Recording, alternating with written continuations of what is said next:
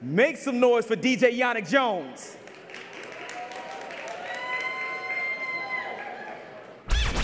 I ain't know you could praise the Lord like that. I ain't know you could go to church, go to Amapiano, go to the trap, and then come back and tell him, pay me in equity. We need to pay him in equity. We need to pay DJ Yannick Jones in equity. If y'all want to give him some tips, give him some, cash. If y'all want to tip this man, show some love to this man right here, DJ Yannick Jones. But right now, he said, I'm unavailable. He working too hard. But right now, we are going to learn about pay me in equity, and we're going to bring out, coming to the stage right now, Arienne Davis and Chelsea Ransom Cooper. Make some noise real quick.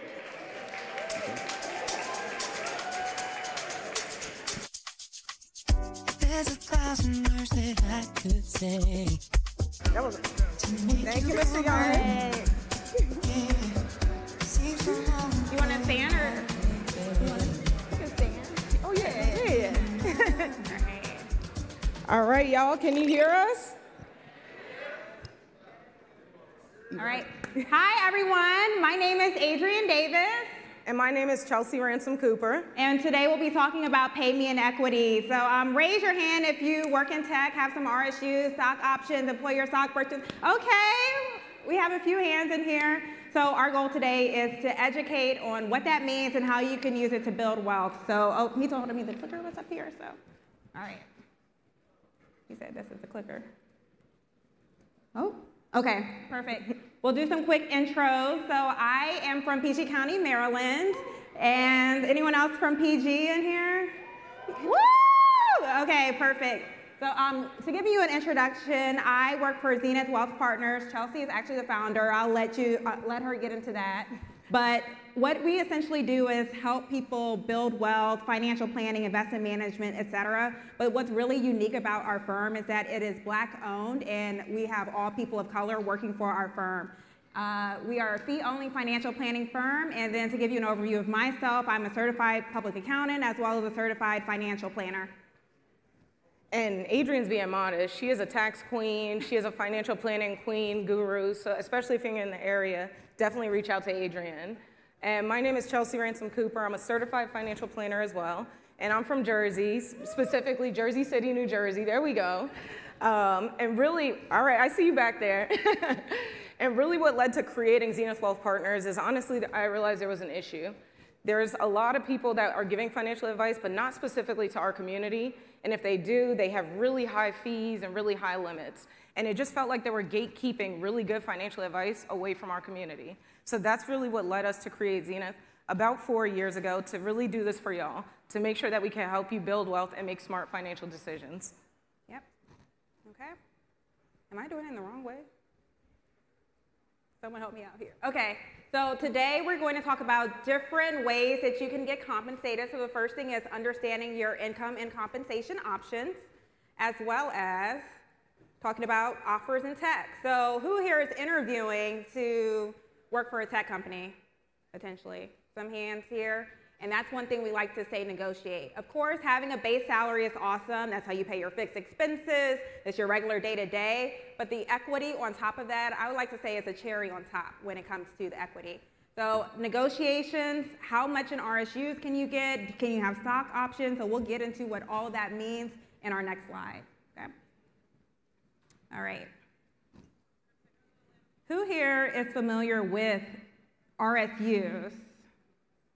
Okay, all right, so to explain it in easy details, restricted stock units are gifts that companies give you of their equity. So I'll bring it back to the stock market in general. Typically, companies give you stock, or companies have stock in order to raise money. And if you own stock, that's how you, if it essentially appreciates, you build more money because the value of the company is doing better.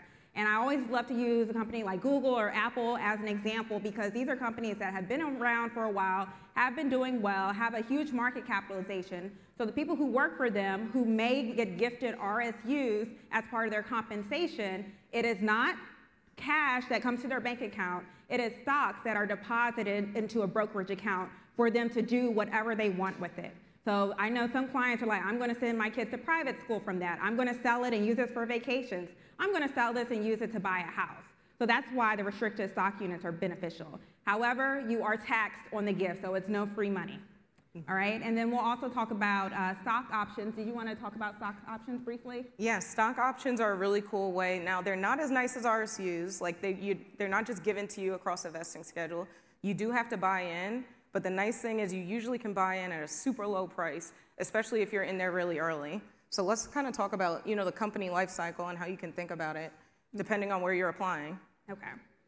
So the first things first is you got to figure out what type of company are you applying to. Are they publicly traded or are they a private company? Because there is a big difference. Now, private companies are really nice because you can get in super early, and sometimes the stock price is low. Like for a lot of our clients that are working in private companies, the stock price is like a penny, right? In comparison to publicly traded stocks that can be $200, $300, $400, depending on how big the company is. But you can always tell, where the company is in their life cycle, depending on what they give you. So if they give you stock options, you can see here, they're probably in that seed, pre-seed, Series A, early stages. So they're not going public yet, and that's really important to know because you want to figure out when you're going to get your money back if you do buy this company stock. So if it's super early, you're probably going to have to wait 2, 5, maybe even 10 years. But you know what? During that time, it is still compounding and growing, and when they do go public, that's where you really have an opportunity for some significant growth. Or if you have your RSUs that Adrienne was talking about before, those are really awesome, but the growth may not be as significant as those stock options because you're in so early on that company. Yeah, and I want to use an example for restricted stock units.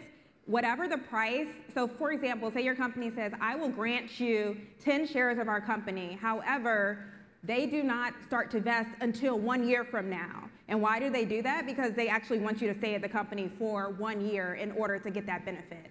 And the other caveat is, once that stock vests, it depends on how the stock is doing when it vests. So say the company was doing well, and we'll use Peloton as an example. Like say you started working for Peloton in 2020 and it was blowing up and the stock was like $150.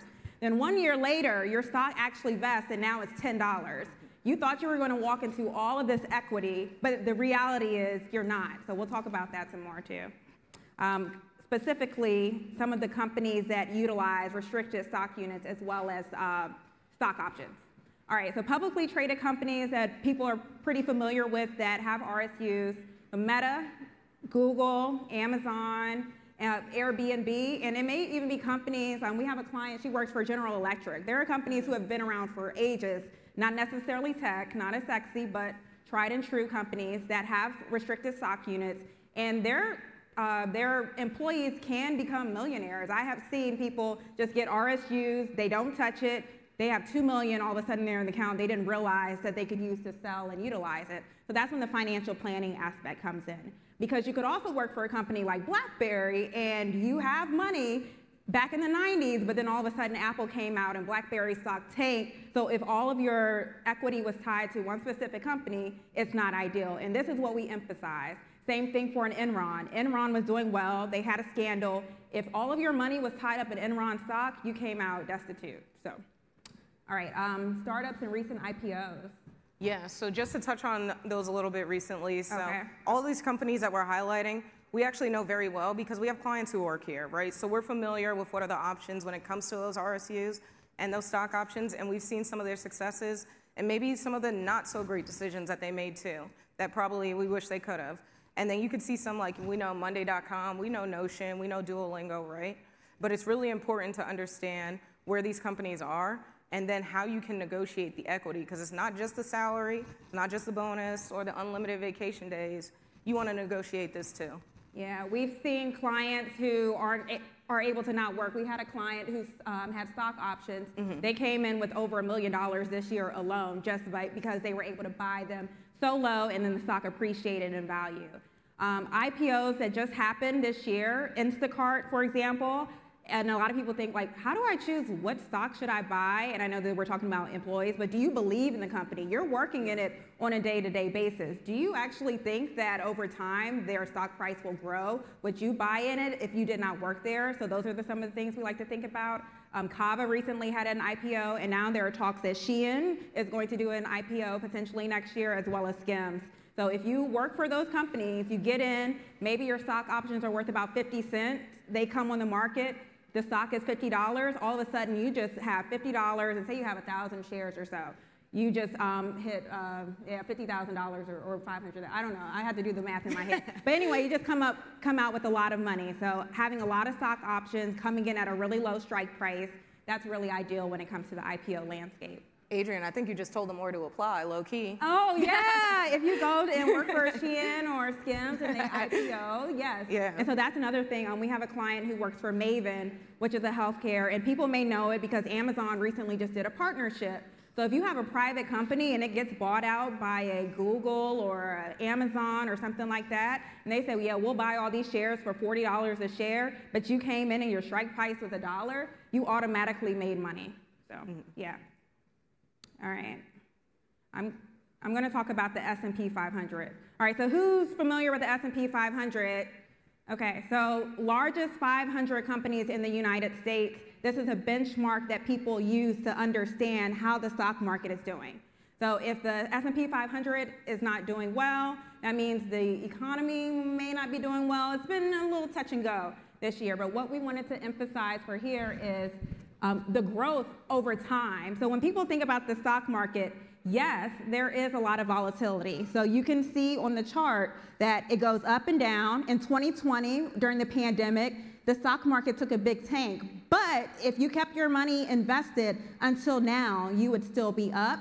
And over the last 5 years, the S&P 500 is up 73%. You're not getting that in your bank account, I'm just saying. So this is why we encourage our clients invest in different things, and we use the S&P 500 as a benchmark. We use a software called Riskalyze to understand our client's risk score out of 100. So we have you take a survey, say this is how much you're going to invest. The S&P 500 as a benchmark, SPY is one of the funds. This is the SPDR S&P 500 ETF. That risk score is about a 75. I would say a 99 is probably a company like a Peloton. It doesn't necessarily mean it's bad, or what? Or Bitcoin is or 99. Bitcoin. So 99 means that you could take on as much risk as you want. If you look at your portfolio tomorrow and it's zero, you would not freak out because you know that you're invested for the long haul. All right. Then we also wanted to talk about NASDAQ, which is a benchmark for tech stocks. So this typically has a higher appreciation. As you can see, over the past 5 years, it's an 85% return for the tech stocks. And you, again, can see in 2020, all stocks took a nosedive pretty much during the pandemic because no one knew what was going on. However, if you stayed invested, you would have probably hit a peak around 2021, and then the tech companies started to have a sell-off, and then there have been a lot of layoffs, as we know, and right now the market is not doing well, but it is inching up a little bit. So over time, the NASDAQ tech stocks, because tech companies are typically more risky, that risk score is a 79 compared to the S&P 500. Okay. Now to my favorite, the private startups and all those early companies. So really a lot of the value, I think Adrienne did an awesome job of showing you just like the main 500 companies, what can they do? All right, 8 to 12%, that's cool. Then we saw what tech stocks overall can do, right? And that was a little bit higher, 15 to 28%. That's great. But when you have access to some of those private companies before they go public, well then what are some of the returns you could see here? And I know we talked about Peloton a lot, but you could see it in the red, right? That's where it could potentially go negative, so I showed 0% or negative. But you could also go even higher, so looking at potentially 150%. No risk, no reward. You also want to make sure that you understand your personal financial picture, and if you can stomach that risk, and if you're comfortable with that risk, you can see based on the risk scores we had before, it's a 94. So it's pretty high. It's up there close to that 99s that we were talking about. Yeah. But you want to make sure you understand, are you comfortable with that? And are you okay with, you know, having some skin in the game so you could get even higher returns than potentially what's in the market or just in overall tech stocks too, because you're getting in early before the company goes public. Yeah. And this is why we say it's a case-by-case basis. We can't really just throw a company out there and say, absolutely, you really have to dig deep into the financials. And that's why financial planners, investment managers can be helpful because they can go in and look at the financials for the company. Unless you know how to do it on your own, and that's perfectly fine, but this is how we coach our clients to say, what exactly do you want to do with your equity? What is your goal? And then how is your company performing? Okay. So then real quick, how stock options work, I just want to make sure we all understand. So first things first, you actually got to stay there.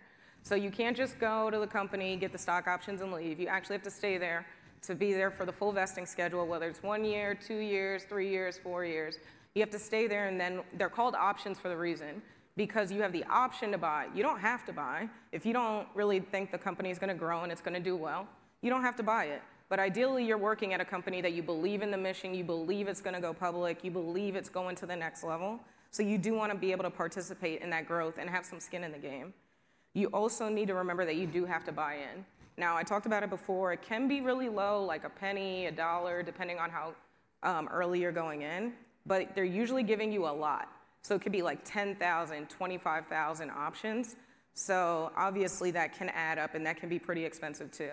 This is where personal finance is personal. So you need to know, like, hey, am I comfortable buying this at this price? Or like, what else could I do with this money? Could I pay off my credit cards? Could I pay off my student loans? Could I build up my emergency savings, or do I truly want to do this? And then hopefully in the future you can sell it.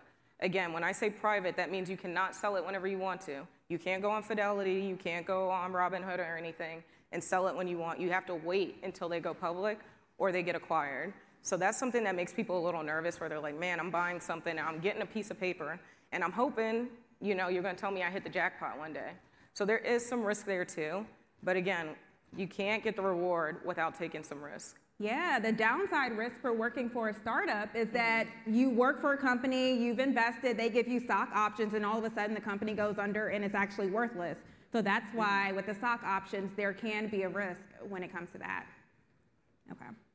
And then when you're thinking about it, when they give you them at that price, so like I was saying before, at $1, and then you'll continue to vest over time.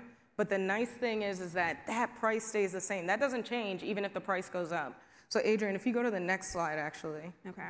Perfect. I think this is a really great example where we had a client who worked at Monday.com. She got stock options before they went public at a price of $118. You see how the stock is continuously going up and down?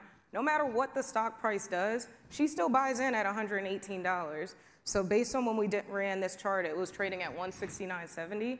So she's getting a huge discount, so she buys in, and she could just sell it immediately for real and just get that gain, and then take that money and do things that she wants to do. Buy a house, buy a car, set up her kids' education. But this is the value add of, like, if you're just getting cash or that bonus, you're just getting it at whatever that dollar is. But if you're getting stock options or equity, it has the potential to appreciate. So even though they're giving it to you at one price, it could actually turn into a price that's even higher. Okay. All right. So, let me see. Okay, restricted stock units. Did talk about this a bit. So, when you receive it as a gift, I talked about it being a taxable event. So it's ghost income. Say you work for Microsoft, and they say, we'll give you $100,000 in RSUs, and it will vest over 4 years. So I'll even use today. So today, Microsoft says, I will give you RSUs, and they will start to vest next December. So you got to stay here for another year to even get any of that money. But you think, oh yeah, I'm going to get that $100,000 next year, and they're like, no, we're going to do it over 4 years. So you're going to get $25,000 next year, and then in 2025 you're going to get another $25,000, and that's how they keep you as a company, because you have to wait for it to vest. A lot of times they do give annual refreshers to say, you've been doing so well as a bonus for your performance, we're going to give you additional stock, and we're going to make you even wealthier. Now, when you have the RSUs, no matter if you sell them or hold on to them, you have to pay the taxes on them.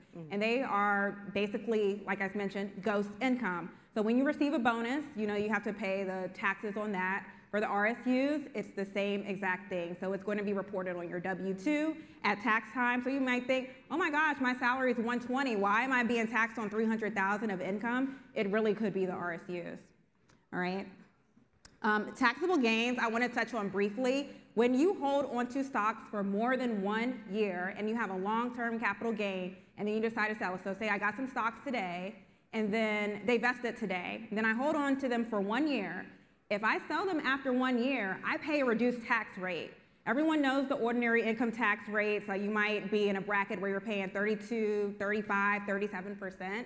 When you sell your stocks, you pay for a long-term capital gain. If you are in the highest tax bracket of 37%, the most you'll pay for long-term capital gains is 20%. If you're not in the 37% bracket and you're in 35 or below, the most you'll pay is about 15%. So this is another reason why it's advantageous to have stocks and hold on to it, because your income is taxed at a crazy rate, but your capital gains, and this is why a lot of the billionaires like to have their money sitting in investments, and they don't really make their money from going to work. Well, they do have high salaries, but the equity, as well as their unrealized or realized capital gains, is really how they have their money, and the most they pay on, they could sell $1 billion in shares, and then they only pay 20% on that. Okay. All right. So I talked about the vesting. Okay, perfect. Oh, all right. So when you receive your stock, what are your options? We wanted to talk about this briefly with you all because you could either hold or sell. There is no wrong answer. If someone came up to me and was like, yeah, I sold all my RSUs, I wouldn't blink because there is no wrong answer with what you can do with it. So the first thing you can do is hold it to build wealth over time. And you're like, I actually don't need this money. I'm cushy with my salary. I just want to see what this stock does over time. Hold on to it. You could say, like, this is a goal for me to pass on to my kids and my grandkids. I just think that this money will be sitting around and I would just have it forever. You can also hold it for the taxes. So I talked about the long-term capital gain. Some people like to hold on to it for more than 1 year so that instead of paying 37% or whatever on their taxes, they will pay the 20%, 15%. You could also sell it because say you work for a company, you're like, I actually don't believe in the long-term capabilities of this company. I don't think the stock price will continue to go up. I think it will actually continue to go down. Let me just get out while I can. Thank you for the money. I'll just consider it like extra money and it's a bonus. I'm gonna take this money, sell it. I'm gonna maybe invest it in the stock market and stuff that I actually wanna invest in. This could be individual stocks. You could diversify it. Or you can actually utilize it for cash for other goals. So we mentioned kids' education, travel, anything you really want. If you wanted to do it and like spend all your money on OnlyFans, like that is perfectly fine. So, well, yeah, I don't know about that, Adrienne. All right. One other thing I would just add there also is that keep in mind that when they give you that stock, it's basically like they're giving you a cash bonus. They just don't have the cash to give you. So they're giving it to you as stock and they're giving it, then you have the choice, right? Do you want to turn it into a cash bonus or do you want to keep it in the equity? Yeah. One other thing that you can do too is if you have enough stock, like let's say you keep it and it grows to like 100,000, 150,000, at that point you can actually take a loan against it too, and then so you don't have to sell it and then have that 20% tax. You can then just pay interest on the loan, which could be anywhere from 5 to 8% depending where interest rates are. So then that's a really valuable way too, where now like you're using that money to make more money to further your goals that you could do outside of just having cash. Yeah. I wanted to use an example of a client, and I won't say the company that she works for, but when she started working there and they were negotiating her compensation, she's like, okay, this is my base salary. And then they said, okay, we can't get your base salary to where you want it, so we will actually give you some equity to compensate. However, since she has started working there, their stock went from maybe $30 to $10. So she thought that she was going to be cashing out $200,000, and all of a sudden she's like, I'm lucky if I get like $50,000 to $75,000. So she had to go back to her company and say, we need to redo these negotiations, okay? Because you said that you would give me equity and it'll be worth this much, but the stock price has gone down. So how are you going to compensate me for the fact that this stock price has gone down? So that's another negotiation power that may not be frequently talked about. That is an option for you. Very true. And then sometimes what they'll do is they'll reprice them as well if they're not publicly traded. So then you can get it at a lower point. So then you can buy in lower instead of the higher price they gave it to you. Yeah. Okay. All right. We have a case study. I know we are basically about done and wrapping up. But for example, we have Erica, and she is 31, and she is an operations manager in Austin, Texas. We don't know where Erica works. We don't. Anyone have a company they want to throw out? Where do you think Erica works? Meta? Uh-oh. Erica works at Meta. Okay, right. Awesome. So let's talk about this. Erica, you work in Meta. What are you doing? So I have equity and I have cash. I think I'm gonna take the cash. You're going to take the cash. I think I'm gonna take the cash. And what are your reasons? My reasons are I want to build up my emergency savings, and I really want to pay off my student loans right now. Okay. And honestly, I just need a little bit more stability in my life. Okay. I understand what you're saying about risk, but I'm not really feeling it. Okay, all right. We have another anyone want to throw out another company? Tesla. Erica, 31, manager at Tesla. Tell me what you're thinking. I think I like the equity now. All right, so your thoughts there, Tesla can appreciate over time and... Tesla can appreciate over time, and then potentially, if I was there before they went public as well, I can use more tax strategies now too, because I can hold it for the long term, potentially having that more preferential tax treatment. But also if I was there really early when it was lower, I can also use that, potentially take a loan against it, and then maybe buy a Tesla myself. Okay. So we wanted to go over the pros and cons of taking equity versus cash. I know we might not be able to read it, but if you take equity, you do have the opportunity for your money to appreciate. If someone gives you $1, it's going to stay at $1. Someone can give you $1 in stock, it could shoot up to $100. So you do have the ability for the stock appreciation. It could be more tax efficient. So we talked about your income being taxed higher when you go out and work for it. If you have equity or stock, that is typically taxed at a lower income, so that's an advantage as well. And then the opportunity to participate in the company's growth. I mean, that's completely personal for people. If you believe in the company, you see it, but a lot of times people are like, I just work to work. It's not, something that I'm just like, whatever. But yeah, so the opportunity to participate in the company's growth, you work at the company every day. If you believe in it and you're working, you're like, I know this company is going to take off and it's a game changer, then absolutely invest in the equity and think about how it can appreciate over time. Mm-hmm. And then basically the pros of taking the cash, Chelsea just talked about it. You can just fund your immediate goals. If you have credit card debt, you can pay that off with your equity and not have to worry about that. If you're like, all right, my base salary allows me to live just a little bit of luxury, but I'm really trying to have a soft life, then you can sell your equity and have that soft life that you so choose. All right, and then we also talked about the risk. So concentration a bit. Having all of your eggs in one basket when it comes to the company, and I use BlackBerry as an example. I also use Enron as an example. We use Peloton as an example. Companies are not always thriving and prosperous. So if you have all of your money invested in one place and then the company does not do well, then you're like, dang, I should have just taken the cash. All right? To wrap up, we just wanted to give you all next steps about Zenith and so if you wanted to talk to us or anything like that, this is our information, but we'll be around. We're on social media. Yeah. My Instagram handle is Arienne Davis, CPA. Chelsea. And then mine is chelsea.cfp. And we really enjoy working with people in the tech ecosystem because, like we were saying before, worked with a client who's a secretary at a company. They went public, and she became a millionaire overnight. And of course, there's definitely some losses that we talked about too with some of those companies, but we've really seen how being intentional with your equity can build wealth and can also change people's lives very quickly. So it's really important, I think, to have a financial planner that looks like you, that can educate you and coach you around this. And if you have any questions, you can scan the QR codes, connect with us, or look at our website, which is zenithwealth.partners. Yeah. All right, and then I'll show the slide. So like we mentioned, Zenith Wealth Partners, Chelsea is a founder. She's on all the top financial advisor lists if you go look. She's on magazine covers and all that good stuff. 100% minority-owned firm, fee-only financial planning. We do not sell any products. We do not receive any commissions. And I would say that a lot of our clients are Black people. So I would say I will give 4 examples of who we typically work with. People who work in tech, business owners, people who are really busy in their career and they're like, I don't have time to worry about this. So typically our attorneys, physicians, or people who want accountability when it comes to their finances. So Zenith Wealth Partners, our website is zenithwealth.partners. Look us up. We have a QR code as well. And yeah, that's pretty much it. So we're wrapping. Thank you, everyone. Yeah, thank you. All right, get us, Yannick.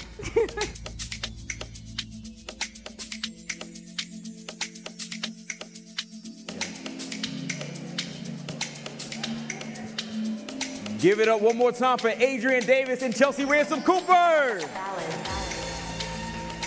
Dave.